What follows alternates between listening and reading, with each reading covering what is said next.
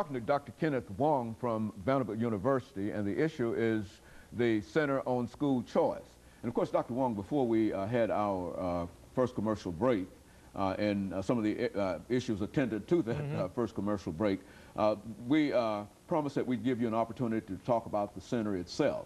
I think we've already indicated that this center is a $10 million investment by the federal government in Vanderbilt University over a 5-year period. And let's talk about that center, about how it came into being.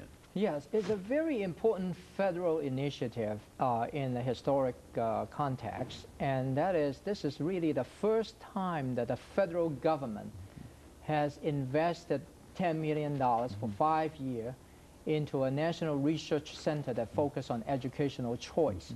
Now, prior to that, I remember that back in the 1970s, the federal government funded some demonstration programs, and the most important of which was, of course, the Alum Rock school vouchers program in California. And that lasted for about 4 or 5 years. And what the demonstration program did was to support parental information and outreach. And what they found in that experimental program was that most of the parents, I believe 85% of the parents, decided to send their kids to the schools that are closer to home. So in other words, the vicinity, proximity of the school become a very important factor in the way parents choose schools for their kids. So along the way, from 1970s all the way to the 1980s, there have been numerous conversations in Congress as well as from Ronald Reagan administration to talk about how we could use some of the Title I money to support children to choose their schools. But most of the congressional initiatives and the Ronald Reagan initiatives have failed. And more recently, the push for school choice actually come about through state legislation rather than from the federal level. So across the country, we have over 40 states now, plus the District of Columbia, that have passed legislation on charter school. This is a very important initiative. As you know, this is publicly funded. They are known as publicly funded school, but the charter school themselves enjoy a lot of autonomy from the district administration. So they can hire and replace their teaching staff. They can go around the teachers' union requirements. They can develop their own curriculum. They implement the school improvement plan and student assessment plan. So now is the time that after the first charter school started in Minnesota back in 1992, now it's already 12 years.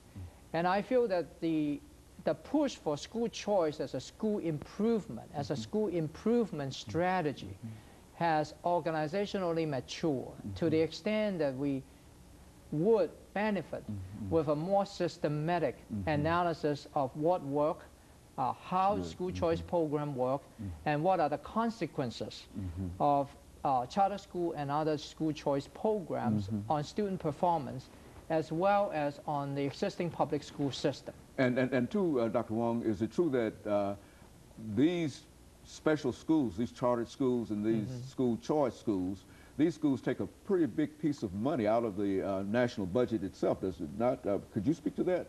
The charter school, by definition, is still primarily state funded. And the state legislation, a typical state legislation would allow the charter school designers to take the state portion of the per pupil spending. So say if we have a total students spending in a given district in a different school, per pupil say $6,000. The state on average is providing $3,500, a little bit over 50%. And so they could take that $3,500 out of the $6,000 to start a charter school and then provide services based on that $3,500 per children. Now, the federal government has been quite generous in supporting what we call start-up activities. So if you and I are interested in starting a charter school in Nashville, Tennessee, we can seek for federal support, $50,000 per year, and also seek for some state support, $10,000 a year, to put together some people to help us think about what would be the curriculum and what would be a an organizational and educational plan for the charter school that we want to form. So the startup funds are there from the federal and the state. Federal government's giving the seed money for this. Exactly. But the operational funds would have to come from the per pupil spending that come from the state budget. Now, the local property tax do not come with the charter school. That's a different story, because right now there is still a lot of discussion with regard to full reimbursement or partial reimbursement on the charter school services. So what I'm seeing is that over 40 states in the District of Columbia now have charter. We've got about over 2,000 charter schools in the country. But if you think of the national landscape, we have a total of about 200,000 public schools. And 2,000 charter schools represent only perhaps 2% of all the schools in this country. So to me, this is a good experiment that needs more research, and that's why we want to create this center. And in thinking about the mission of this center, as I said, we would like to find out what works and under what circumstances do some charter schools actually work better than other charter schools. As you know, some of these labels, charter school or school choice, they're very broad labels. And it's the details, the operational details are extremely important. And those are the conditions that are going to make a difference. And on an average year, about 5% of the charter schools are actually running out of business.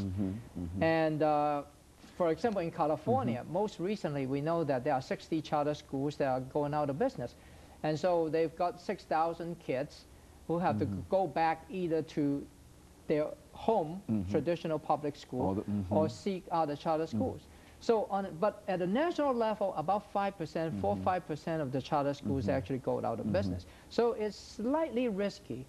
But on the other hand, there are 95% of the charter schools that continue to go in reasonable shape.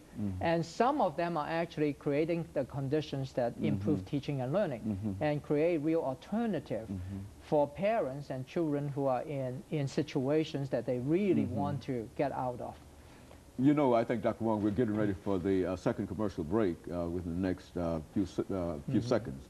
And when we come back during this next segment, what we'd like for you to do is to look at some of the studies that you know of, and we're sure that you've dealt with, dealing with disadvantaged children. What are some of the best methods whereby we might be able to deal with these particular children? Yes. Of course, we'll be back with our audience following this short commercial break.